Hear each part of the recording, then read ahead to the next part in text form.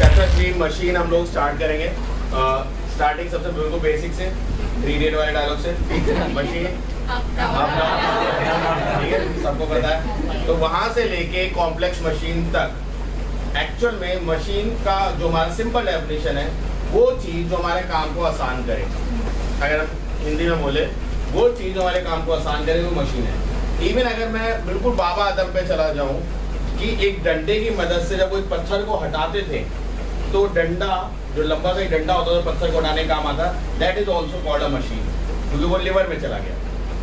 समझ में आ रहा है नहीं आ रहा है? तो मशीन वो हर चीज है जो हमारे काम को क्या करती है, आसान। ठीक है, तो बाकी 3 इडियट तुम सबने देखी है। ठीक है, बहुत कॉम्प्लेक्स मशीन से लेके बहुत सिंपल मशीन के बारे में बताया गया है वहाँ पे। नहीं देखी? चलो देख लेना, वहाँ पे अप डाउन पे समझ आएगा क्या है। ठीक है, सो मशीन का मतलब आप हमेशा ये मत समझना मशीन का मतलब वो गियर घूम रहे हैं, ठीक है, इलेक्ट्रिसिटी पास हो रही है, नहीं। आपकी सिंपल साइकिल भी मशीन है। आप जो सिंपल साइकिल चलाते हो दैट इज ऑल्सो मशीन। ठीक है, मुझे नहीं पता आप लोगों ने बचपन में कभी वो गेम खेले लट्टू वट्टू चलाया, वो भी काइंड ऑफ मशीन ही तो है। आप उस पर लपेटते हो, खींचते हो, फिर उसी की वजह से वो घूमता है। तो हर वो चीज जो आपके काम को आसान कर दे वो मशीन है। ठीक है, कोई डाउट है किसी को इस चीज में? अब मशीन के 4 इंपॉर्टेंट हमारे पास एस्पेक्ट्स हैं जो हमें पता होने चाहिए। मतलब 4 एक इंपॉर्टेंट जो हमें मशीन प्रोवाइड करती है। पता है किसी को चारों? हाँ बताओ क्या है? फोर्स मल्टीप्लायर, मतलब वो हमारी ताकत को करती है, बढ़ा देती है। अभी मैं सबको एक्सप्लेन करूंगा। Acts as a speed gainer, speed gainer, very good. दूसरा change the direction, very good. Change the point of application, कोई मुझे इसका एग्जांपल देगा? क्योंकि कई बुक्स में ये चीज बहुत छुपी हुई सी लिखी हुई है। Change the application of force. Example है आप लोगों का किसका? साइकिल। आप पैडल कहाँ मारते हो? आगे। ठीक है, पर तो उससे बीच में कोई कुछ घूमना चाहिए, वो घूमता है, एक आगे व्हील होता है, पर उसमें हमने एक चेन लगा दी जिसकी मदद से एक्चुअली क्या घूमता है, पीछे वाला टायर। आप घुमा किसको रहे हो? पीछे वाले टायर को। आप जो उस पैडल में जो गोला लगा हुआ है आप उसको घुमाते हो, उस व्हील को घुमाते हो, उस गियर को घुमाते हो, बट वो गियर से एक बेल्ट गई है जो पीछे ऑटोमेटिकली घुमाती है। देखा है या नहीं देखा है सबने? ऑब्वियसली साइकिल तो सभी ने देखी हुई है। तो ये क्या है? आप कहाँ लगा रहे हो फोर्स? आगे। आप अपनी ताकत कहाँ लगा रहे हो? एफर्ट कहाँ लगा रहे हो? आगे, जो बीच में आपका पुली के साथ है। But because of that belt और बिकॉज ऑफ दैट मशीन आपका जो फोर्स है वो यहाँ से उठ के कहाँ लग रहा है, एग्जर्ट कहाँ हो रहा है, पीछे। तो आपका फोर्स का एप्लीकेशन जो एक्चुअल में उसमें होना चाहिए था सिर्फ उसी पे जहाँ पैडल है, वो वहां से उठ के कहाँ चला गया, पीछे की तरफ, पीछे वाले टायर। समझ में आया नहीं है? yes, ये एक फोर्स आपका मशीन का एडवांटेज है।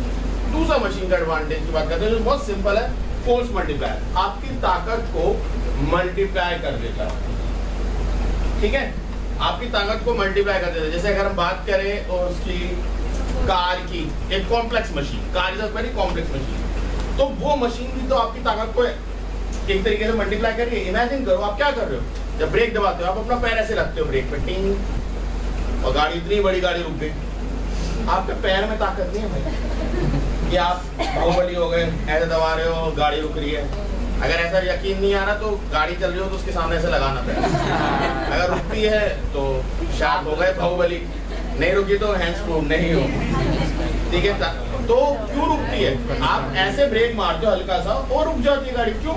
क्योंकि उस आपने तो हल्का सा एफर्ट डाला, उसको मल्टीप्लाई करा उस कार ने, उस कार की मशीनरी ने आपके फोर्स को मल्टीप्लाई करा बिकॉज ऑफ सम पिस्टन्स, जो हम आगे देखें फ्लूइड में पिछले साल भी आपने पढ़ा था पास्कल लॉ में। एक हल्का सा फोर्स लगा, इट मल्टीप्लाई दैट फोर्स। ठीक है, तो वो मशीनरी का कोई अरेंजमेंट है जो आपके फोर्स को कर रहा है, मल्टीप्लाई कर रहा है। तो that is called a force multiplier, जो आपके फोर्स को क्या करता है, मल्टीप्लाई। मतलब आपने 1 न्यूटन फोर्स लगाई तो सोचो 100 न्यूटन बन गई। अगर आपने 2 न्यूटन लगाई तो सोचो 200 न्यूटन बन गई। 3 लगाई तो 300 न्यूटन, 10 लगा दी तो 1000 न्यूटन। सही है, तो इसको हम कहते हैं फोर्स मल्टीप्लायर। क्या कोई और भी होता है? Obviously speed gain. क्या होता है? Speed gainer. अब स्पीड गेनर का भी एक अपना ही एक एडवांटेज है।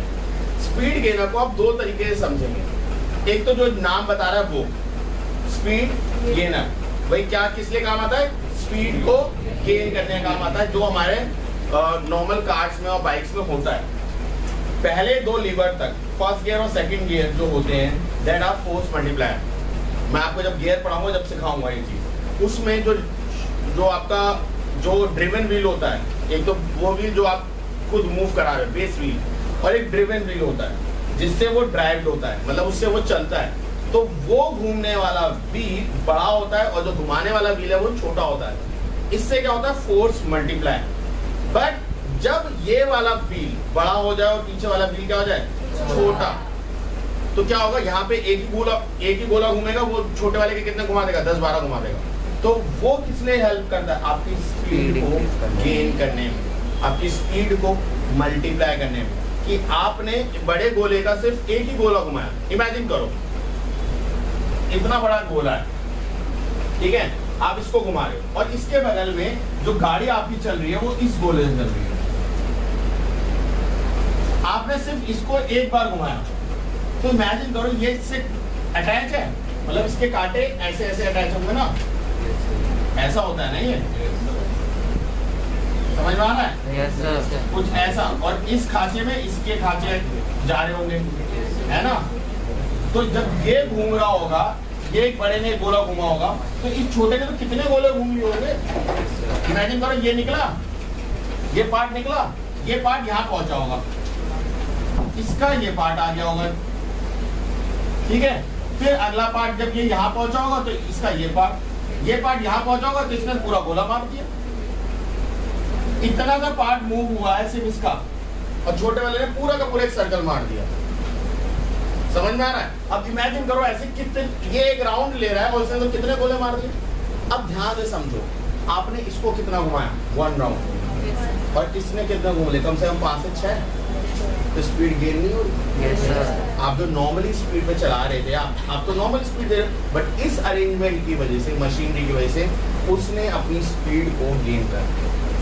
तो एक तो जो उसका नाम है वैसा काम है, क्या? स्पीड गेन करना। दूसरा क्या काम है? फोर्स को मिनिमाइज करना।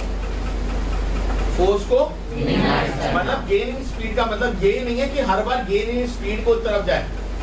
गेन इन स्पीड दूसरा काम भी करती है, आपकी फोर्स को मिनिमाइज भी करती है।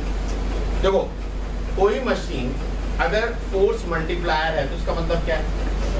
फोर्स बढ़ रहा है, फोर्स बढ़ रहा है, ये तो जरूरत है, फोर्स बढ़ रहा है। हर बार क्या ज्यादा फोर्स की जरूरत ही होती है? हर बार कोई जो काम कर रहे हो उसमें आपको ज्यादा फोर्स की जरूरत है? अगेन आ जाते हैं बैक टू द 3 इडियट वाला एग्जांपल। 3 इडियट में क्या था? एक एग्जांपल वैक्यूम क्लीनर से वो डिलीवरी करता है, देखा सभी ने? वैक्यूम क्लीनर का जो प्रेशर होता है, अगर आप उससे डिलीवरी करने को जाओगे तो बच्चे का सर वर सब घुस जाएगा उसके अंदर। समझ में आ रहा है? वो इतना हाई प्रेशर, इंटेंस प्रेशर, और जो जिसको आप खींचना मांग रहे हो सकता है वो वहीं ऑन द स्पॉट डेथ हो जाए। तो उस प्रेशर को मिनिमाइज करने की भी जरूरत पड़ती है। वैसे ही अगर आप हर जगह फोर्स मल्टीप्लायर यूज नहीं कर सकते कि नहीं सर हमें तो फोर्स ज्यादा ही चाहिए, भाई नहीं, कई बार आपको कम फोर्स भी चाहिए होता है जिससे आप उस काम को आराम से कर सको। आप लोगों ने वो देखा है मूर्तिकार, जो पत्थर की मूर्तियां बनाते हैं, देखा है कभी? यूट्यूब पर डालना देखना, वो हथौड़े, बड़े बड़े हथौड़े लेके नहीं तोड़ रहे होते उसे, जब उन्हें पत्थर निकालना होता है तोड़ते हैं, बट जब वो उसको शेप देते हैं दे यूज वेरी लिटिल फोर्सेस। क्यों? ताकि वो ज्यादा ना टूटे, जितना वो डिजायर चाहते हैं वो उतना ही टूटे। तो they have to minimize their forces. अगर कोई आप में अच्छी ड्राइंग करता है तो आपको पता होगा, जैसे मैं नहीं करता, मुझे किसी मेरे दोस्त ने बताया था कि भाई पेंसिल भी अलग अलग शेड की आती है। मेरे को तो लगा पेंसिल, भैया पेंसिल देखिए, नटराज वाली पेंसिल उठाई, वो जो लाल और काली सी होती है, छीला और पेपर ड्राइंग करनी चालू। बाद में पता चला नहीं थी, बॉडी शेड की पेंसिलें आती हैं, बालों के अलग शेड यूज होते हैं उसके लिए अलग। फिर पता चला, मैंने कहा भाई ये भी एक कला है, सीखनी पड़ेगी। सो वैसे ही फोर्स ज्यादा इस्तेमाल नहीं होती, कई बार मिनिमाइज फोर्स भी। अब फोर्स मल्टीप्लाई हमने पढ़ा कि फोर्स को बढ़ाने के लिए तो है, बट फोर्स को घटाने वाले को क्या बोलेंगे? Force minimiser. तो वो स्पीड गेनर ही बोला जाता है। तो स्पीड गेनर के एक तो बिल्कुल डायरेक्ट है जो नेम बेयर है, जैसे फोर्स मल्टीप्लाई का डायरेक्ट था क्या, फोर्स बढ़ाना, बट जब फोर्स बढ़ती है तो स्पीड नहीं बढ़ती। इसका एक एग्जांपल लड़कों को समझ ज्यादा आएगा, क्योंकि बाइक मोस्टली वो बाइक और कार में देखते हैं। आप लोगों ने वो देखा है वो चीज, जब आप कम गियर होते हैं और आप स्पीड खींचो तो स्पीड नहीं बढ़ती बट ताकत बढ़ती है। अगर आप पहाड़ पे जाओ और आप ढलान पर अटके हो तो आप चौथे गियर पे नहीं खींच सकते गाड़ी को, टायर घूमता रहेगा बस वहीं पे, ताकत या टॉर्क नहीं मिल पाएगा जो आगे ड्रिवन करे उसे। क्यों? तो मतलब जब आप पहले गियर पे लाते हो तो फोर्स मल्टीप्लाई होता है, बट ध्यान दो जब फोर्स मल्टीप्लाई हो रहा है उस वक्त स्पीड कम होती है। Yes sir. वैसे ही जब स्पीड गेन हो रही होगी तो फोर्स भी क्या हो रहा होगा? मिनिमाइज, कम हो रहा होगा। समझ में आई बात या नहीं है? तो फोर्स मल्टीप्लायर का मतलब फोर्स मल्टीप्लाई करना भी होता है और स्पीड कम करना भी होता है, ठीक है। और वैसे ही स्पीड गेनर का मतलब क्या होता है? स्पीड गेन करना तो है, बट कई जगह पे जहां पे हमें फोर्स को कम करना है उस जगह पे भी हम क्या बोलते हैं? Speed gain. अब जैसे अगर मैं फोर्स ज्यादा लगाऊंगा पेपर को फाड़ने के लिए तो मैं उसको शेप नहीं दे पाऊंगा कभी। समझ में आ रहा है? मैं उसको शेप दे ही नहीं पाऊंगा। I require a very less force. इसलिए सीजर में जो ब्लेड होते हैं आगे की तरफ वो लंबे होते हैं। अभी हम जब लीवर पढ़ेंगे तो आप उसका रीजन जानोगे क्यों होते हैं। तो उसके जो ब्लेड लंबे होते हैं उसका रीजन ये होता है कि लोड आर्म क्या होती है? लंबी। जब लोड आर्म लंबी होती है तो MA वो लेस देन 1 हो जाता है, उसकी वजह से वो स्पीड गेनर होता है। अब आपको हो गया सीजर स्पीड गेनर, तेज काटेगा क्या? No sir. Scissor speed gainer मतलब उसका कहने का मतलब क्या है? MA लेस देन 1 होता है, मैकेनिकल एडवांटेज उसमें लेस देन 1 होता है, ठीक है। अगर MA लेस देन 1 है तो क्या मतलब स्पीड गेनर है? वो स्पीड गेनर का मतलब क्या? वो तेज काटेगा? No sir. फोर्स को मिनिमाइज करेगा इतना कि वो शार्प कट दे पेपर को, ना कि ऐसा फट जाए। हम पेपर को अगर आप फाड़ेंगे, आप फाड़ोगे नॉर्मली कैसे ही फाड़ो, आप शार्प कट्स नहीं दे पाओगे, ध्यान दे। Yes sir. जो शार्पन कट्स आते हैं वो नहीं, क्योंकि और उसके करने के लिए आपको क्या चाहिए? फोर्स मिनिमम चाहिए। तो स्पीड गेनर का मतलब एक तो स्पीड गेनर तो होता है जो नाम बता रहा है, बट फोर्स को मिनिमाइज करना भी स्पीड गेनर का ही काम होता है, ठीक है। और लास्ट डायरेक्शन सबसे सिंपल है, change the direction of force. Change the direction of force. और इसको जब हम पढ़ेंगे पुली तो आपको इसको बहुत बेहतर समझ में आएगा। पुली में क्या होता है? अगर आप पहले के जमाने में अगर अपनी दादियों से और नानियों से अगर आप पूछोगे, जब कुएं नए नए बने थे, ये मैं बात बता रहा हूँ जब देश आजाद होने वाला था उस टाइम, तब कुएं में गिर के कई लोगों की मौत होती थी। क्यों? क्योंकि they have to pull the bucket of water, कि ऐसे ही खींचना पड़ता था। They don't have pulleys, but जब पुली इंट्रोड्यूस हुआ that will be more convenient. वो क्योंकि ऊपर से आ रहा है तो आप आराम से उसे खींच सकते हो, क्योंकि जब भी आप कोई ऐसे खींचोगे तो आपको अपना ही फोर्स 2 पार्ट में डिवाइड करना पड़ेगा। पहला आप बकेट उठा रहे हो, दूसरा आप अपने वेट को बैलेंस कर रहे हो कि आप अंदर ना गिर जाओ। तो आपका चाहते हुए भी अपना एफर्ट फुल नहीं लग पाएगा जो आप लगा रहे हो। और जब आप ऐसे खींचते हो नॉर्मली तो that will be more convenient, क्योंकि आपको कोई कुछ नहीं करना, सिर्फ आपको वो जो फोर्स आ रही है यानी जो लोड है आपको उसके अगेंस्ट में ताकत लगानी है और कुछ नहीं करना। समझ में आ रहा है नहीं आ रहा? Yes sir. तो आपके 4 मेन हैं, 3 तो आपको हर बुक में मिलेंगे, फोर्स मल्टीप्लायर, स्पीड गेनर और चेंज इन डायरेक्शन, ठीक है। Change the point of application बहुत कुछ रेयर बुक्स में मिलेगा, बट आपको ये भी याद होना चाहिए। तो देयर आर 4 एडवांटेजेस। 3 एडवांटेज के बारे में हम पढ़ेंगे भी, जहां मैकेनिकल एडवांटेज से रिलेशन करके वो पढ़ाएगा, ठीक है। तो इतनी बात सबको क्लियर हुई है नहीं हुई? किसी को इसमें कोई डाउट है? तो मशीन की जरा डेफिनेशन पढ़ लें। आप लोगों ने नोट्स में लिखी है डेफिनेशन मशीन की? जरा एक कोई भी जरा रीड कर दो। आरुष लिखी है? Yes sir. A machine is a device used to overcome a large resistive force by applying a small force. अब देखो, by applying a small force, एक large resistive force को ओवरकम करने के लिए हमें मशीन का यूज हो रहा है, ठीक है। तो ये क्या बोलना मांग रहा है? ये बोलना मांग रहा है machine use as a force multiplier. ये लाइन है आपकी मशीन की डेफिनेशन में, चारों चीजें छुपी हुई हैं। अगर आप डेफिनेशन को दोबारा पढ़ो, ये लाइन दोबारा पढ़ो। A machine is a device A machine is a device used to overcome a large resistive force by applying a small force. by applying a small force। ये क्या है? फोर्स मल्टीप्लायर नहीं है। Yes sir. एक large resistive force को एक छोटे से फोर्स से कैसे कर लो? मैं कह रहा हूँ इतना बड़ा पत्थर हटाओ 100 न्यूटन का या 1000 न्यूटन का, कैसे करोगे? उंगली से। बट मशीन लगाओ तो उंगली से करोगे। अबे भाई पंखा तुम कैसे घुमाते हो? स्विच ऑन करके बता रहे। तुम कौन सा पंखे में ऐसे कर रहे हो पुराने राजा महाराजों की तरह डंडियां घुमा रहे हो, पंखे लेके ऐसे ऐसे कर रहे हो? नहीं, आप हल्का सा फोर्स लगा रहे हो, वो आपका काम कर रहा है कुछ। तो वैसे ही यहाँ भी तो ये हो रहा है। वो क्या कह रहा है? एक लार्ज रेजिस्टिव फोर्स है जो आपको रिमूव करना है, बट कैसे? एक स्मॉल फोर्स है, टाइनी फोर्स है। तो ये फोर्स मल्टीप्लाई नहीं हुआ। Yes, आगे बढ़। Or to gain speed or to change the direction. Or to gain speed and or to change the direction। ठीक है, मतलब या तो आप उसकी स्पीड को गेन करो या आप उसके डायरेक्शन को क्या करो? चेंज करो। और भी है? And the point of application of the And force. point of application। ठीक है, फोर्स के एप्लीकेशन। जैसे मैंने आप लोग साइकिल वाले का एग्जांपल दिया, तो ये क्या है? सिंपल चीज है। ये चारों के चारों ही तो होती है मशीन में, और मशीन हमें ये चारों चीजें प्रोवाइड करता है। तो जो भी चीज हमें इनमें से कोई भी एडवांटेज प्रोवाइड कर रही है, हम उसे क्या बोलेंगे? मशीन। अब कोई मन में, किसी के मन में ये नहीं रहना चाहिए सर मशीन का मतलब सिर्फ गियर और व्हील और ये भी मशीन है। सिंपल एक डंडा क्या कर रहा है? डंडा कोई मशीन है, पर डंडे को आप तरीके से यूज कर रहे हो, दैट इज ऑल्सो मशीन। समझ में आया या नहीं आया? ओके। मशीन जब हम मशीन चैप्टर जब पढ़ेंगे तो कुछ टेक्निकल टर्म्स है जो आपको पता होने चाहिए।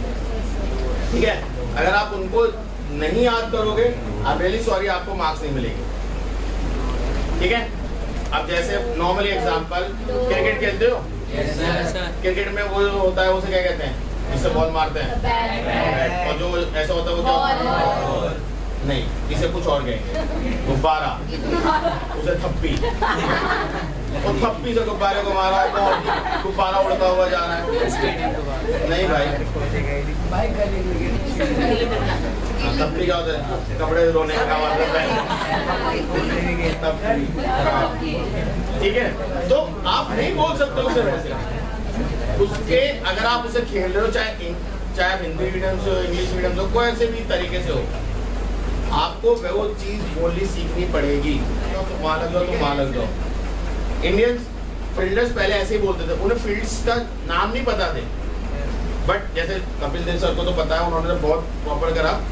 बट उससे पहले जब हम वर्ल्ड कप में जाते थे, उससे पहले हमारे प्लेयर को ये नहीं पता था कि इसे मिड ऑन बोलते हैं, उसे लॉन्ग ऑन बोलते हैं। इवन आज हम लोग कई बच्चे जब क्रिकेट खेलते हैं, मैं देखता हूँ उन्हें, वहां लग जाओ, तो वहां लग जाओ क्या होता है? ठीक है, तो आपको जब तक उनके नेम नहीं पता होंगे, आप नहीं लगा सकते फील्ड। ठीक है, हम गली क्रिकेट में तो बड़े मजे में खेलते हैं, सुबह से पहले ओवर से लेकर आखिरी ओवर तक बंदा वही फील्डिंग कर रहा है। ठीक है, बट अगर आप कोई भी अंडर 14, अंडर 19 कुछ भी क्रिकेट खेला है, तो आपको पता होगा हर ओवर में, इवन हर बैट्समैन अगर क्रीज चेंज करता है, तो you have to change the field उसी हिसाब से। तो हर बार वही चीज होती है, तो वहां भी टेक्निकल टर्म्स पता है। तो यहाँ भी आपको टेक्निकल टर्म जब तक नहीं पता होंगी, आई एम रियली सॉरी, आप चैप्टर को नहीं पढ़ पाओगे। आपको आएगा जरूर, बट आप उसे एक्सप्रेस ही नहीं कर पाओगे, और अगर एक्सप्रेस नहीं कर पाओगे तो मार्क्स नहीं मिलेंगे। सिंपल। ठीक है, Yes sir. तो सबसे पहले चीज क्या है इस चैप्टर में? लोड। अब लोड इज अ फोर्स। सबसे पहले आप समझो ये चीज। अगर आपने मशीन की डेफिनेशन पढ़ी तो उसकी फर्स्ट लाइन में क्या लिखा हुआ था? A large resistive Force. Large resistive a force. Large resistive force ही को लोड बोलते हैं। यानी मशीन जिस फोर्स पे काम कर रहा है उसको लोड कहेंगे। ध्यान से सुनो मैं क्या बोल रहा हूं। मशीन जिस फोर्स पे काम करेगा उसको हम लोड बोलेंगे। अब देखो बहुत सारे काम होते हैं, पत्थर उठाना एक काम होता है, पत्थर को तोड़ना एक काम होता है। ठीक है, ये दोनों काम है। अब पत्थर को तोड़ना एक अलग चीज है, पत्थर को उठाना एक अलग चीज है। बट जब आप पत्थर पे काम कर रहे हो तो आपके लिए वो दोनों में वो क्या होगा? लोड। समझ में आ रही है बात या नहीं आ रही है? तो लोड वो चीज है जो आप मशीन पे कर रहे हो, सॉरी मशीन उस चीज पे कर रही है, किसी भी चीज एक्सप्रेजेंट, पत्थर उठाना, आदमी उठाना, किसी को भी उठाना। ठीक है, देखो मशीन है, मशीन जिस चीज पे वर्क करते हैं दैट इज लोड, ठीक है, और हम जो मशीन पे करते हैं दैट इज एफर्ट। दोनों के दोनों फोर्सेस हैं, ध्यान से सुनो, दोनों फोर्सेस हैं। एक मशीन आगे जो करती है दैट इज लोड, मशीन जिस पे करेगी वो लोड है, हम जो मशीन पे करते हैं दैट इज एफर्ट। समझ में आया है नहीं है? yes, ये पर्सपेक्टिव है। अभी आप मशीन नहीं हो, आप मशीन से बाहर खड़े होकर देख रहे हो। मैंने कहा मशीन अखरोट तोड़ रही है, तो अखरोट को तोड़ने के लिए जितनी फोर्स चाहिए वो लोड है। आपने कितनी फोर्स लगाई उस मशीन पे वो है। अब डाउट क्लियर हुआ? ओके, तो लोड सबको समझ में आया? क्या डेफिनेशन लिखिए जरा पढ़ो। The resistive or opposite. एक जना भाई, एक जना क्या मशीन? हाँ, The resistive or opposing force to be overcome by machine is called load. Overcome by machine. अगर effort, The force applied on the machine to overcome the load is called the effort. force applied on a machine to overcome or to, ठीक है, to overcome the load, मतलब जिससे हम जब force पे machine पे work करेंगे या जितनी ताकत हम मशीन पे लगाएंगे जिससे वो लोड सक्सेसफुली डन हो सके, उसको क्या बोला जाता है? एफर्ट। ठीक है, किसी को इसमें कोई डाउट है तो बताओ कि सर ये क्या है वो क्या है? कोई डाउट है किसी को? हो गया। इसके नेक्स्ट डेफिनेशन क्या लिखिए? मैकेनिकल एडवांटेज क्या होता है? चलो फलक्रम बताओ। The fixed point about which a machine turned while working is known as fulcrum. मतलब देखो ये बहुत सिंपल है, इसे ज्यादा समझना है। बिल्कुल आधा पिछले एग्जाम्पल में जो पिछला चैप्टर हमने पढ़ा था मीटर स्केल वाला, Yes sir. उसमें बीच में हम एक पॉइंट रखते थे जहाँ पे वो फिक्स है Yes ना? sir. अरे जो मीटर स्केल सिंपल वाला Yes, होता था, sir. उसमें एक जगह फिक्स रखते थे, उसे क्या बोलते थे? यही है वो। एक ऐसा पॉइंट जहाँ पे बॉडी फिक्स हो, ठीक है। अब कई बच्चों के मन में एक बात आएगी, सर गाड़ियों में कहाँ है फलक्रम? फोन मशीन है, इसमें कहाँ है फलक्रम? ठीक है, तो कॉम्प्लेक्स मशीन अभी आपके सिलेबस में नहीं है। अगर आपने ध्यान दिया हो तो आपके सिलेबस में सारी सिंपल मशीन है, लिवर्स सारे सिंपल्स हैं जो सीधे सारी तरीके से दिखे, ठीक है। तो इनमें मेन वही है, लोड, एफर्ट एंड फलक्रम। ये तीनों के इर्द गिर्द ही आपकी स्टोरी चलती है। अगर आप एक कॉम्प्लेक्स मशीन को भी देखो और उसको स्टडी करो तो आपको छोटे छोटे कंपोनेंट्स दिखेंगे और उनमें आपको ये तीनों चीजें दिखेंगी, लोड, एफर्ट और फलक्रम। हर मशीन इन्हीं तीन प्रिंसिपल पे बेस्ड है, चाहे वो बड़ी हो या वो छोटी हो, ठीक है। तो इसमें जैसे मान लेते हैं कोई मशीन है, अभी सिंपल सा हमने एक मीटर स्केल का एग्जांपल लिया, यहाँ एक बॉक्स रखा है, तो ये जो वेट लगा रहा होगा दैट इज लोड, और आप जो यहाँ ताकत लगाओगे दैट इज एफर्ट। समझ में आया नहीं है? Yes, तो sir. जो बॉडी को आप उठाना चाह रहे हो वो मशीन पे जो ताकत लगा रही दैट इज लोड, आप जो ताकत लगा रहे हो मशीन पे जिससे वो लोड उठ सके दैट इज एफर्ट। और जिस पाइवोटेड पॉइंट के इर्द गिर्द ये स्टोरी चल रही है दैट इज फलक्रम। समझ में आया? Yes sir. ठीक है। अब दूसरी जो डेफिनेशन इसमें मेन बोली जाती है दैट इज मैकेनिकल एडवांटेज। इसके बाद जो डेफिनेशन आएगी दैट इज मैकेनिकल एडवांटेज। अभी दो चीजें और रहेगी, input work done, output work done. We will discuss it later on. तो अभी हम बात करेंगे पहले मैकेनिकल एडवांटेज के बारे में। मैकेनिकल एडवांटेज क्या होता है? The ratio of load upon effort. क्यों load upon effort? Effort upon load क्यों? सर क्योंकि एफर्ट एक तरीके से कह सकते हैं हमने जो टोटल उसे दिया और लोड मतलब जो हमें मिला। एग्जैक्टली। अगर आप आपको अगर मैं पेपर में दे दूं, जैसे आप एग्जाम लिखते हो, so what you get is your जो क्वेश्चन पेपर आपको मिलता है टोटल थिंग, और आपने जो लिया वो आपको एज आउटपुट मिला। Yes sir. समझ में आ रहा है? अब अगर मैं मशीनरी के रिस्पेक्ट में पूछूं, इसलिए मैंने ध्यान बोला था कि पहले ध्यान से सुनो मैं क्या कह रहा हूं। हम मशीन को इतना मिला था लोड, ठीक है, और मशीन ने कितना एक्सर्ट करा? एफर्ट। इस पे उसे मिला इतना, तो जो आपको मिलता है वो ऊपर रहता है। Yes sir. So mechanical advantage क्या है? Load upon effort. अब ध्यान से इस चीज को समझना, अगर मान लो 200 न्यूटन लोड था और आपको सिर्फ 10 न्यूटन ताकत लगानी पड़ी उसे करने के लिए, तो कितना आ गया 20 मैकेनिकल एडवांटेज। कोई यूनिट नहीं होती क्योंकि ऊपर भी फोर्स है नीचे भी फोर्स है, फोर्स से फोर्स कट जाता है। और दूसरा चीज आप ये बोल सकते हैं रेशियो है सेम था, मतलब फोर्स ऊपर भी है फोर्स नीचे भी, तो न्यूटन से न्यूटन कट गया, तो मैकेनिकल एडवांटेज की कोई यूनिट नहीं। तो यहाँ पे क्या है मैकेनिकल एडवांटेज 20, तो मैकेनिकल एडवांटेज 20 ये बता रहा है कि आप जो भी एफर्ट लगाओगे उसका 20 गुना कर दो तो आप उतना लोड उठा सकते हो, या उतना एफर्ट आपका मल्टीप्लाई हो जाएगा। समझ में आ रहा है नहीं आ रहा है? मैकेनिकल एडवांटेज का फॉर्मूला क्या होता है, लोड अपॉन एफर्ट। तो जो मिला वो नीचे और ये जो दे रहा है वो ऊपर। भाई आप पे पेपर में जब आपके मार्क्स आते हैं तो आपको क्या मार्क्स क्या होते हैं, नीचे क्या होता है, आप परसेंटेज निकालते हो, अपने नीचे क्या होता है टोटल यानी जो आपको मिला था, और ऊपर क्या होता है न्यूमरेटर जो आपने दिया पेपर में। भाई आप अगर आपने 80 मार्क्स के पेपर में 60 मार्क्स का मार्क्स मिले तो आपकी परसेंटेज 60/80 होगी। अगर आपने 80 में से 80 लाया तो 80/80 होगी। अगर आप 79 लाए तो 79/80 होगी। 110/80 तो नहीं हो सकती ना। नो सर, नहीं तुम कर सकते हो sir, extra marks for good handwriting है ना, ऐसा भी हो सकता है, बट प्रैक्टिकली नहीं करना भैया। ओके चलो बेटा, ऐसी टीचर्स को ना सलाम दो। ओके तो यहाँ पे अब किसकी परसेंटेज निकल रही है, मशीन की। तो मशीन को हमने क्या दिया, एफर्ट। हम तो एफर्ट दे रहे हैं ना मशीन को, और मशीन क्या दे रहा है आउटपुट के तौर पे, क्योंकि वो उतनी ताकत किस पे लगा रहा है, लोड पे लगा रहा है।